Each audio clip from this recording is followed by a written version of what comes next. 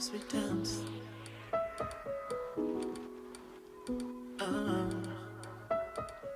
Hey, what's up everybody? It is Friday and it is part two of the Maison project. If you are watching this and you have no idea what's going on, well, part one has already aired. You're watching part two now. So go back, stop what you're doing, go back and watch part one of the Maison project. And for those who haven't explored what that is yet, let me tell you what it is. So we're doing one bottle of wine every 30 days or every month. And we're checking in on it. And the whole idea behind this is to see the evolution of a wine, see how it changes over the course of a few weeks, over a few months. I think it's a really interesting project that was brought to me by my friends at Maison, so I give them all credit for this idea. But if you have ever wondered how a wine ages, when to drink it, what does a drinking window mean, and what can happen to a wine over a period of time, well, you're in the right place. This is the right video to be watching. So we'll be checking in with the good folks of Maison in just a moment. But if you are watching this video right now and haven't watched part one, either go back after this is all said and done and watch part one, or just wait and go through it. And then if you're watching this on YouTube, which will be aired later, go back on YouTube, you can find it there. If you're watching it on TikTok, that means this video was reposted. I didn't do that. It's probably got like some sort of great song behind it, and I hope it's a good one. So with that, I'm gonna get into this wine. I see Maison just joined, so we'll be checking in with them as soon as they send me a little request. And again, this is the Maison 2014 Napa Valley Cabernet Sauvignon, all coming from Matthias and Vineyards up and down Napa Valley. We tasted this about a month ago, and we're doing this on the 15th of every month, so we can see what this lovely wine is doing. So, hi guys. Hello. How are you? We just opened ours too. We are well. Good. How are you today? I'm great. It's Friday. It's beautiful. It stopped raining. Not much to complain about here. It was raining all week. Yeah. Wow, fantastic. Yeah. I love it. Any words to the wise? Any last minute things you want to get out of the way before we dive into part two? No, let's go.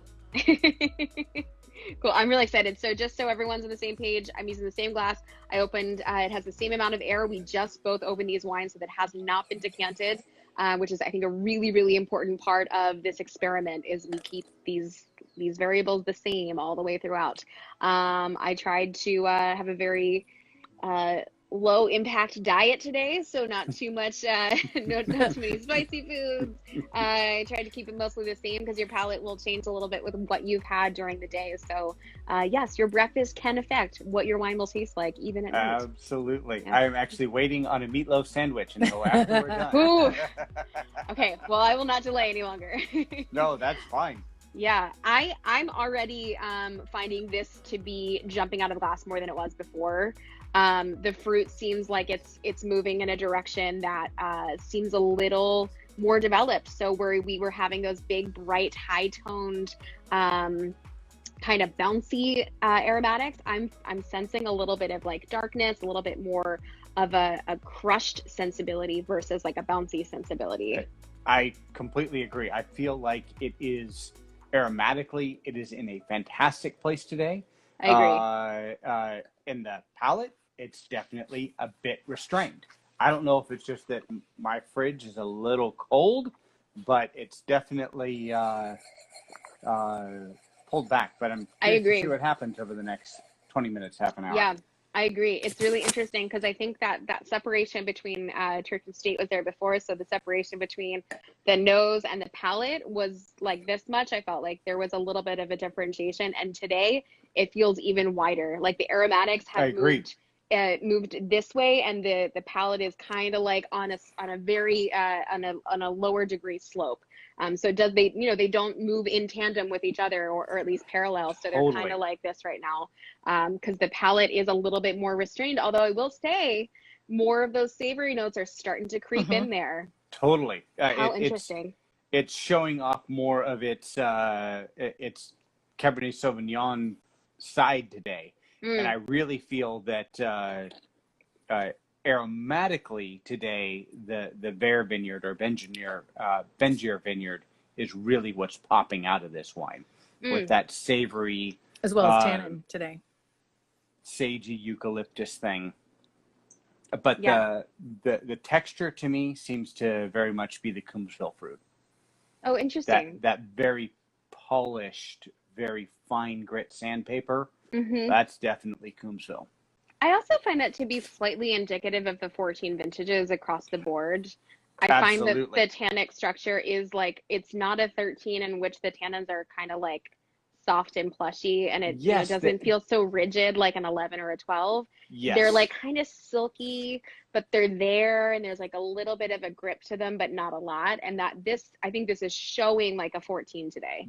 That burgundy thing, That burgundy thing, yes, right? absolutely, yes, Right? Burgundy yeah. from Napa. So people that don't know the last conversation are thinking, what is he talking about? Yeah, yeah, Michael, you talked about this wine having a little bit more of like a Burgundian sensibility, and I think that was spot on.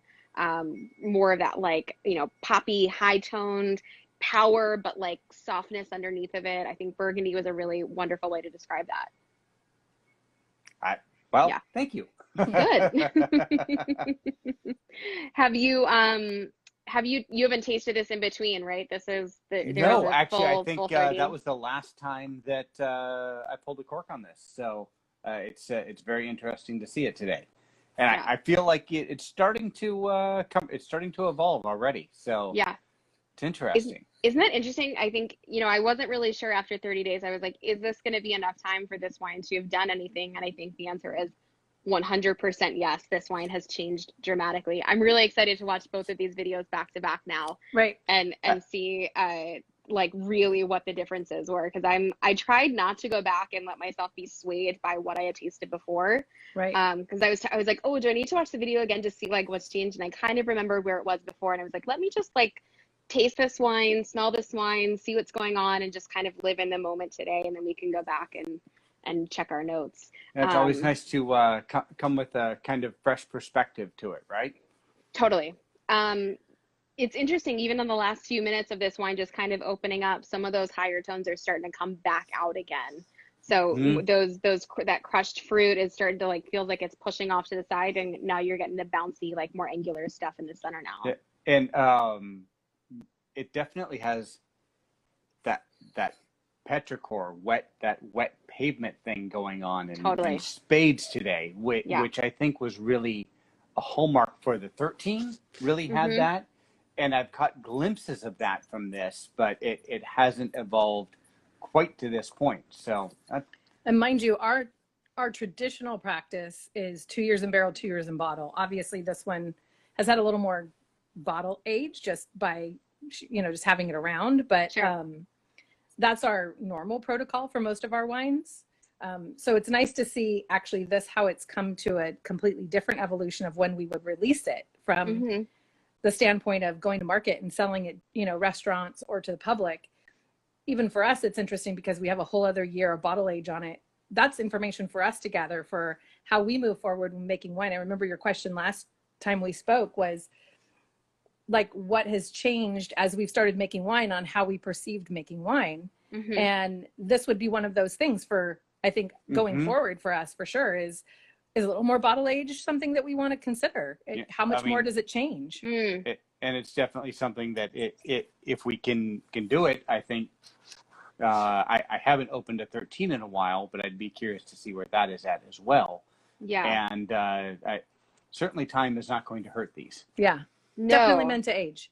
Definitely meant to age. Although I will say they are really, really enjoyable wines in their youth. And I don't think it's not a style of wine that you would think would lend itself to early drinking, because it is a style that likes time in bottle. But I remember the first time opening this, and it was really beautiful out of the gate. So that's an interesting topic for a winemaker and producer to figure out when that time to release is. When is that time do you let the consumer make that decision as to when they want to pull the cork and enjoy it super young, or hope that they have the wherewithal to know that 5 years is the right amount of time? Absolutely. I don't know. Well, and that's definitely something that I know nearly every case of this that we have sold, we have known who has purchased it. Right. And we have had that conversation with people saying, open one now if you want to, but please sit on it for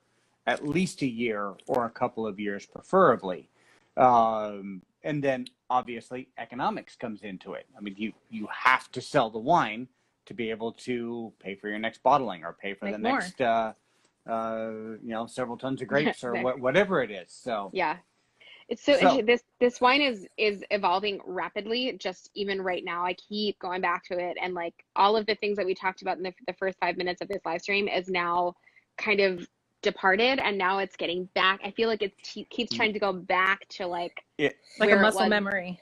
Totally, yeah. Yep. It just the recidivism on this wine almost feels like it wants to go back to like being a baby. It's regressing. Yeah, it's regressing. Completely. Like we're not ready to walk yet. Like exactly. Keep the diapers on. I mean, it's still so youthful. Yeah. Isn't that interesting? Because I think when, especially when I was working the floor press, we taste a wine and then we decide right in that moment whether or not it needed air. But I think the thing to know about wine is that doing one thing does not predict a predictable outcome. Mm-hmm. So, and I think this is a great example of that, where like giving this wine air actually kind of sent it back into a place where you didn't necessarily expect it to go right away. Yeah, it's something I actually had started that I had changed was showing these. It's actually fairly typical of it.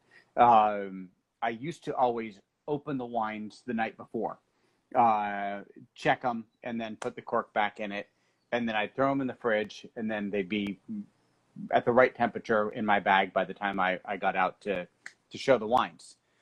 And I switched to starting opening them right before my first appointment because they pop out of the glass and they're just gorgeous. But then definitely that restrained regressive thing is really, it's interesting. It seems to only be on the nose though. The palate is staying pretty constant right now. And I feel like it's just starting to broaden out a little bit. It's starting to like loosen its little nip. Certainly something a little fat, a little steak or something would for sure definitely soften up a bit. We usually recommend when we're selling this wine in the restaurant or when we are at home. Obviously at home we're not super meticulous about it. We'll open a bottle and we'll let it breathe, but it's definitely, we've commented to people, a decant is nice on this because it definitely gives it the oxygen to move through what it's doing right now. And by the time you enjoy it, it's in this kind of really happy place. It'll change like 3 more times by the time we're done with this live stream. And even better tomorrow, to be perfectly honest with you, I think it's really, we've always commented, especially when we get our samples and we start blending, and we'll go back a week later and we're checking these things and we're going, how is this even possible that these are still good? This is even probably better, right? So that change or adapt, I should say, on how we were making our wine and the calls that we were making in the cellar.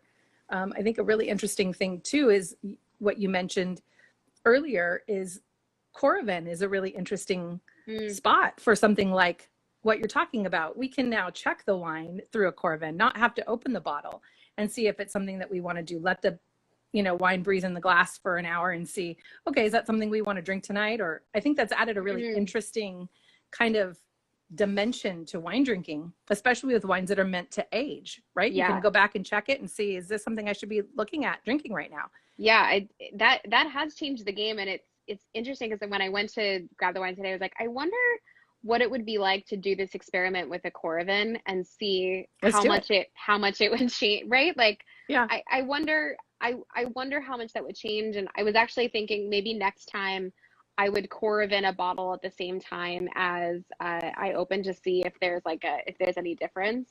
Let's do it. I have not done that yet, so that would be very interesting to see what happens and how, because I certainly think Coravin works really well for some wines, and some wines it doesn't work so well for. Yeah.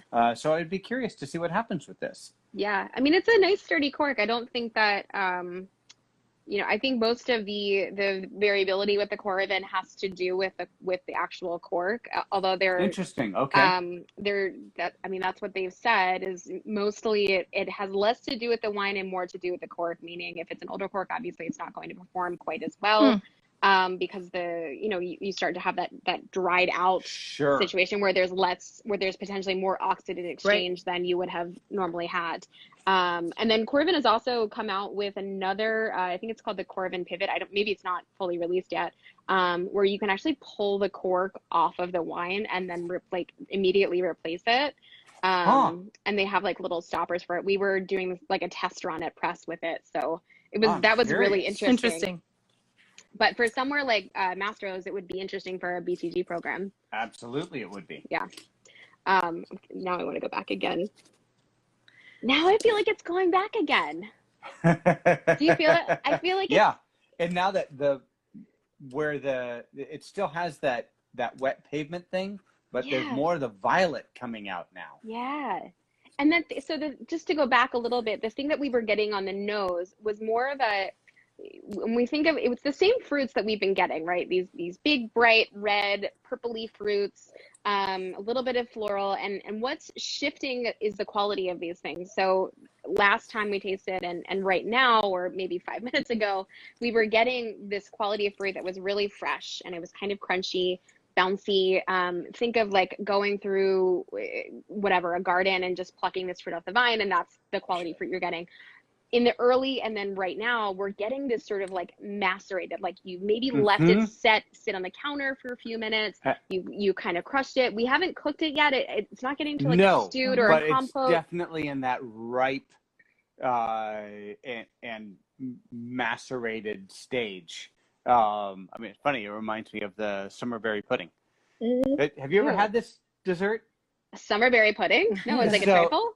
Yes, exactly. Okay. Yeah, you take berries and cook them and then layer them with bread and butter and let it macerate.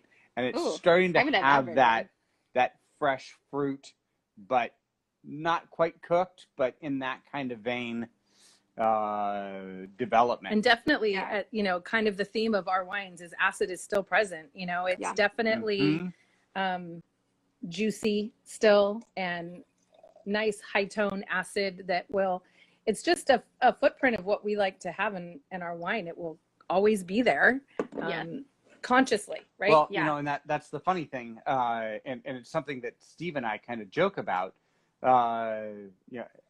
Acidity is actually, it's easy enough to get in California. You just got to pick for it. So anyway. That's funny. Do you see Dylan's asking if y'all are sharing an earpiece? Yes. I'm sorry. One earpiece, one ratchet. phone. What are you gonna do? Can't find the case for the charger for the iPod. I lost the.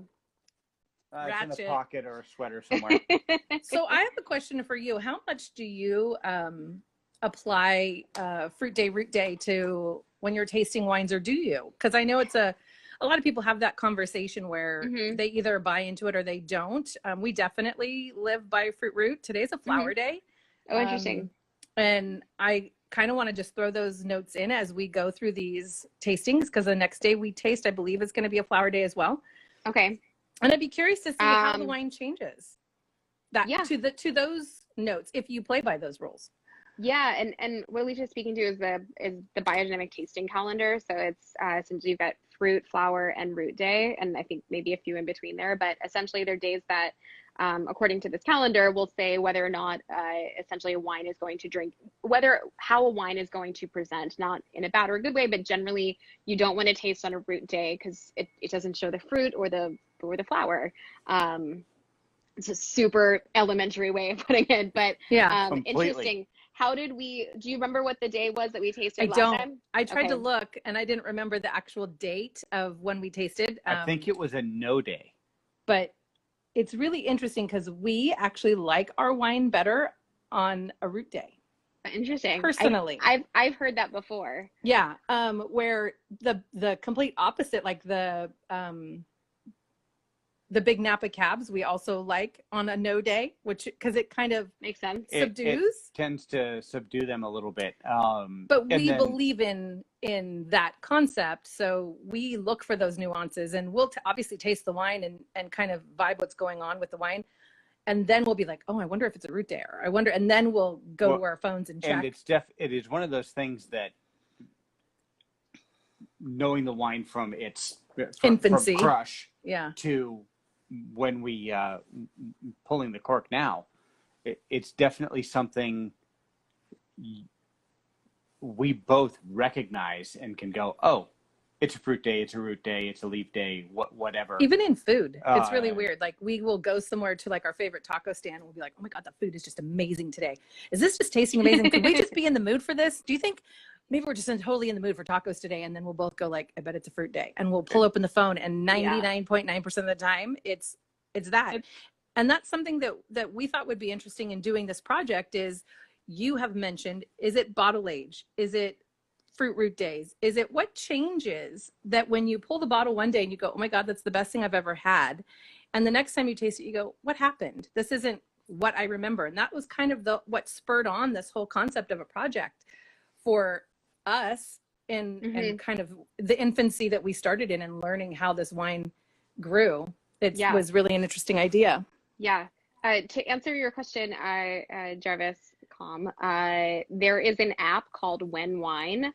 I don't know if that's the one that you guys When use, Wine Tastes Best, yeah.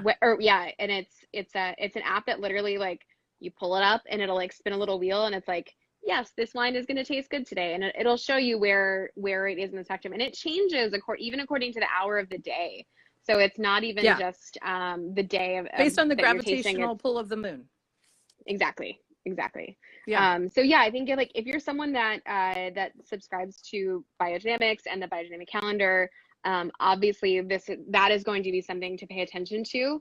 I was a non-believer for a really long time, and then interestingly, the person that turned me was Scott Brenner, who should not have been the person to turn me on this at all, because he is the most skeptical, pessimistic, like raise an eyebrow at everything kind of guy. And he was the one that was like, yeah.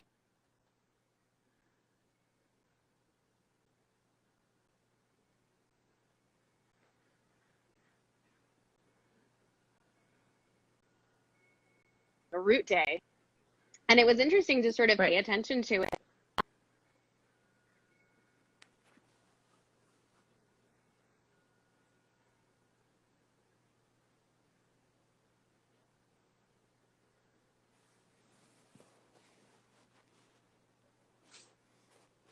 Right.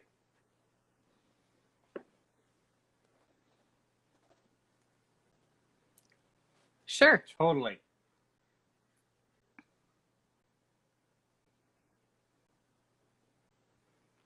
Right. Right.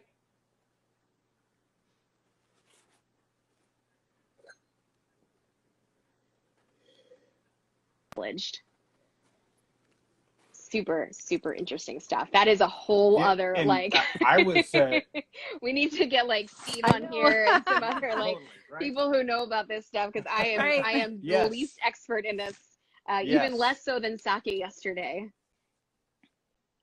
I was excited about that one. So tasty. Do you know Eduardo? No. He's great. I love him. Well, he knows so much. Where was he at Hana? No, he was at he was the corporate beverage director for Global Morimoto.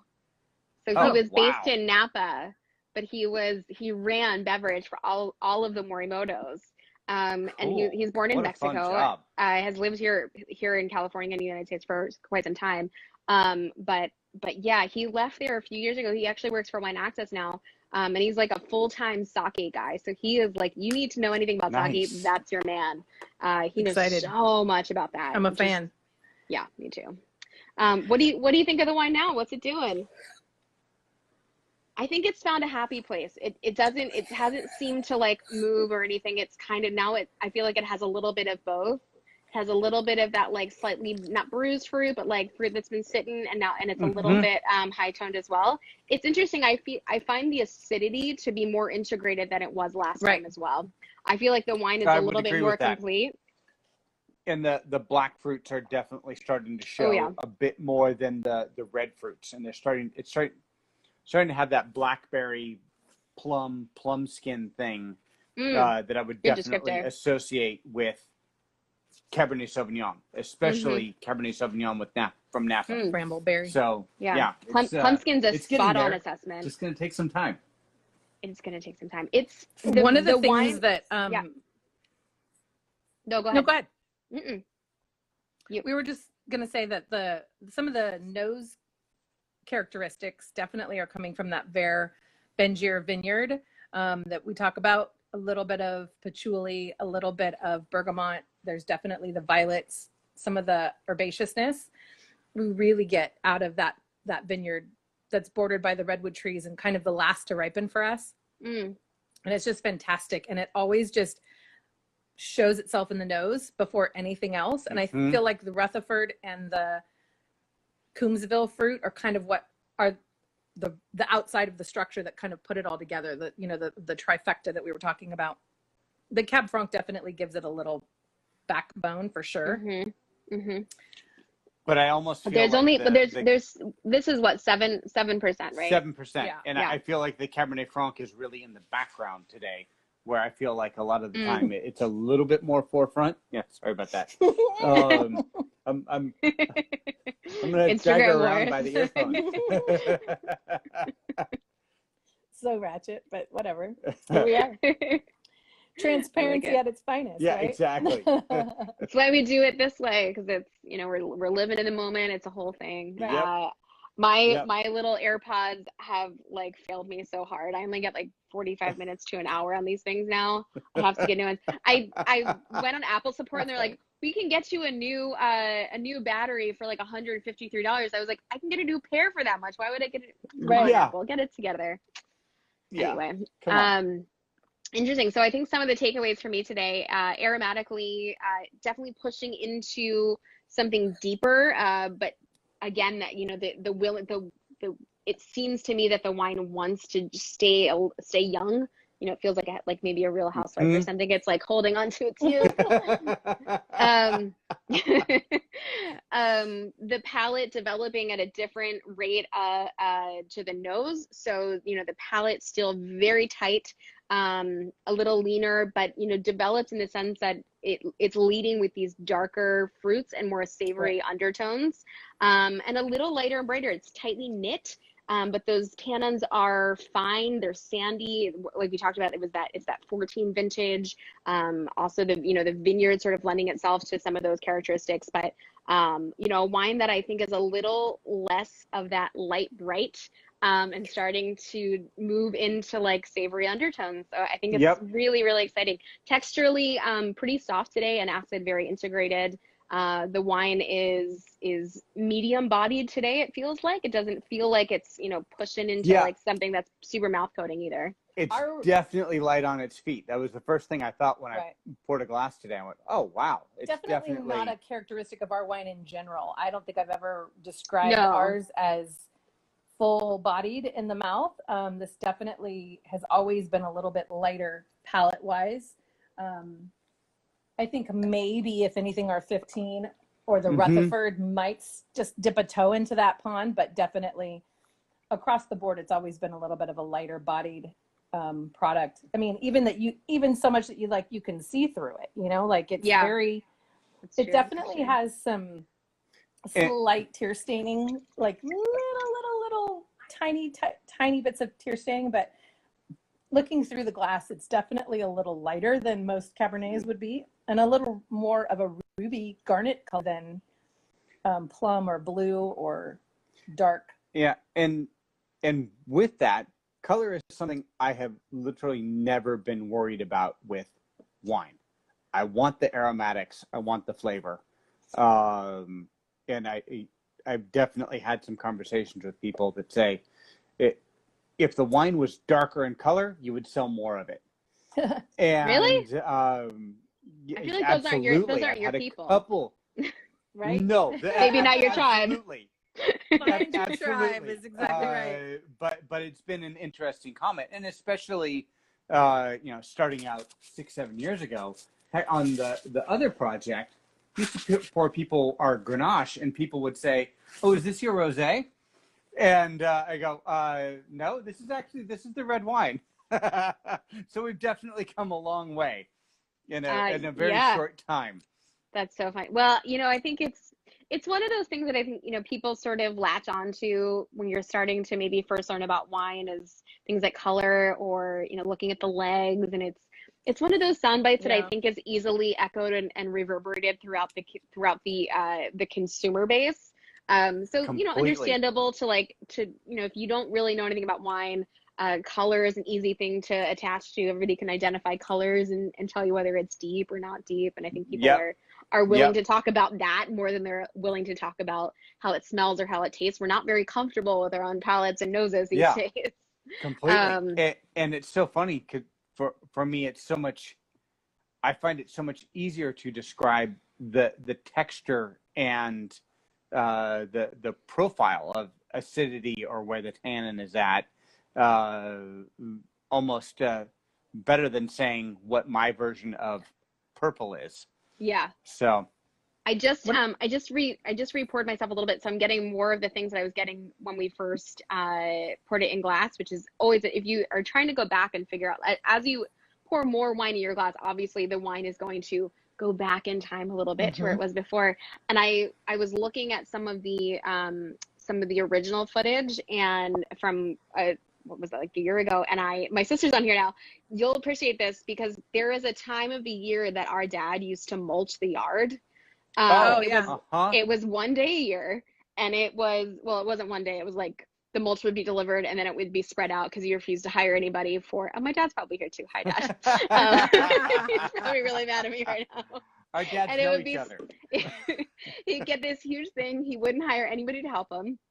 And he would, you know, spread it out over the course of a few days. So I have this very visceral sense of what fresh mulch smells like as a result, because then it would stay at the top of our driveway because he wouldn't finish because it was Sunday night and he had to go back to work. But there is something about this wine when I first pour it that smells like that sweet fresh mulch, and I don't know if it's an East Coast thing or what, but there is something about this wine when you first pour it that you're like, oh, it's kind of mulchy. Well, you know, it's one of my descriptors from early on for this wine has been potting soil. Yes. I think a very similar smell. Like opening that fresh bag of potting soil, and it almost there's almost like a redwood tone, which I know a lot. I don't know. Shocker. Yeah. Grown on a redwood forest. Yeah, that's true. That's maybe that's more of a Northern California mulch thing.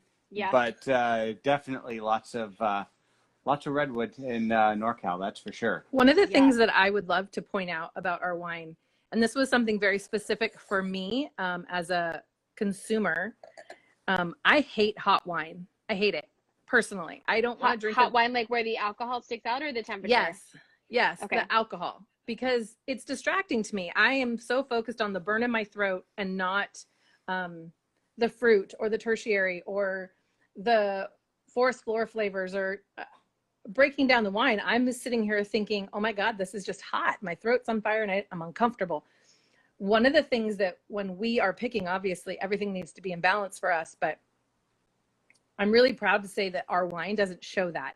The alcohol sits in this particular bottle, I believe, at like 13.27.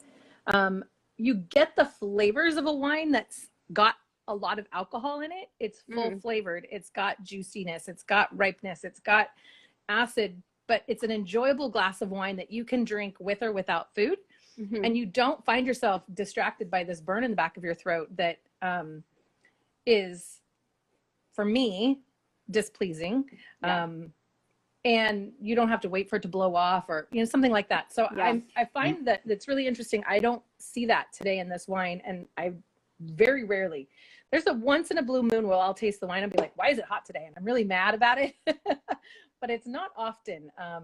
But I find that a really interesting thing about this particular cab is that it's a lot of times people buy wine and they love the flavor, but they complain about how hot it is. Yeah. Well, and I think that's part of what makes this wine such a perfect wine for the project is it doesn't have any distracting features. And you're never really concerned about whether or not the alcohol is going to be pokey or if there's going to be red or VA or like, it's just a really clean, beautiful, simple's the wrong word for it, but simple veneer. Simple is fine. But I think it's a lot like we talked about this before, right? We all have a little basic inside of us. But you know, and I think this is one of the higher compliments I can pay. Is one of my favorite things about the Frog Leap wines is they have such a simple veneer and they have a simple approach and a simple attitude. But there is layers of nuance and complexity if you are willing to to dive deeper into it. And it's part of why I love this wine, because I think there is a parallel element where you have a simple exterior, but you dive into it. And as you keep going down that rabbit hole, you can find more and more. It doesn't pop out at you. And that's number one, why I love this wine. And number two, what makes it absolutely perfect for a project like this, because there's nothing distracting. Right. You're not fixated on some of the things that would characteristics, right? Exactly. So I mean, probably I love these wines, but thank you. Yes, my mother is here. She says what memories we have created for our kids. Yes, you created all the memories. We had a great childhood. My parents are here as well. Oh, hello. It's good to see everybody. I love when mom and dad come. It's funny now that we're in quarantine, they get to watch all of my videos. Right. All your work. They Exactly. get to see you at work. Exactly. Jonah actually, I don't know if he's here today, Jonah, but he did a very nice video. I don't know if you saw it or not. He did a post. No.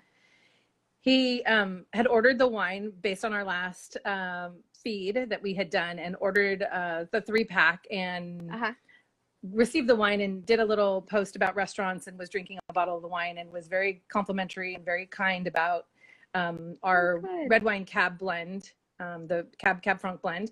Mm-hmm. And I just thought that was a really cool full circle moment that, he had not known who we were, and then went on the website, purchased, and then opened the bottle, and then to his enjoyment, based on his comments, it was just a really nice moment to see that and find someone else that understood what we were doing and recognized the hard work and effort that we were putting in it, much like his Pilcrow project. So when I went on and read his Instagram, I felt like we were kindred spirits for sure.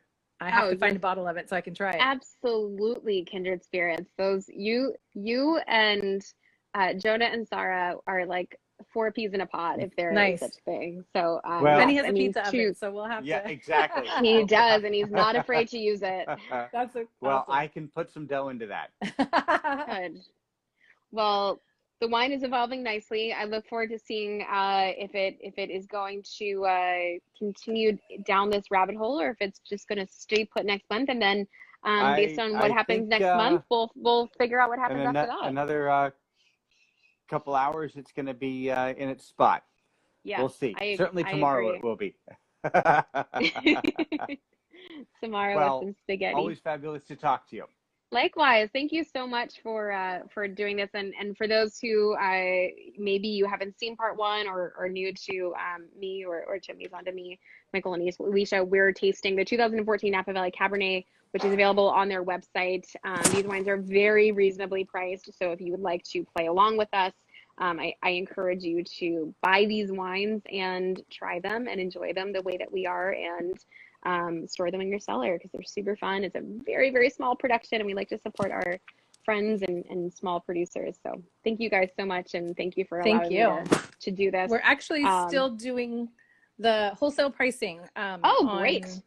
Yep. Some of the wines. So definitely a great opportunity to grab our wine. That, for those of you who don't know, that's the price that we sell it to the restaurants for. So it's definitely probably about $20 cheaper per bottle.